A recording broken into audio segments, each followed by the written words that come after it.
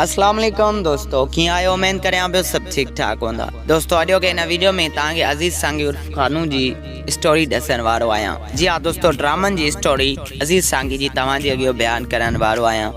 त अज़ीज़ सांगी जो फर्स्ट ड्रामो कहिड़ो हुयो? अज़ीज़ सांगी स्टेज ड्रामनि जो हिकु अदाकार हूंदो हुयो ऐं जीअं जीअं दौर वधंदो वियो ऐं जीअं जीअं KTN चैनल लॉन्च थियो हुयो त उनजो फर्स्ट ड्रामो अज़ीज़ सांगी के मिलियो हुयो, जंहिं ड्रामे जो नालो हुयो वकोरियल वजूद। वकोरियल वजूद हालांकि उन वक़्त जो वॾो एक्शन वारो ड्रामो हुयो, जंहिंमें हथियार जेको आहे उरूज ते हुयो ऐं हथियार जाम ॾेखारियो वियो ऐं उहो ड्रामो बि सुपरहिट थियो हुयो। जी हा दोस्तों, उन में अज़ीज़ सांगी एक्टर बि हुयो त वरी डायरेक्टर बि हुयो ऐं उन ड्रामे जो राइटर हुयो नूर ज़हूर साहब। ऐं उन खां पोइ अज़ीज़ सांगी जेको आहे पत्थर दुनिया ड्रामो संभालियो, जंहिं पत्थर दुनिया अज़ीज़ सांगी खे बाक़ाइदे आसमाननि जे बुलंदनि ताईं पहुचायो। ऐं उन खां पोइ कारो सिज अज़ीज़ सांगी खे ड्रामो मिलियो।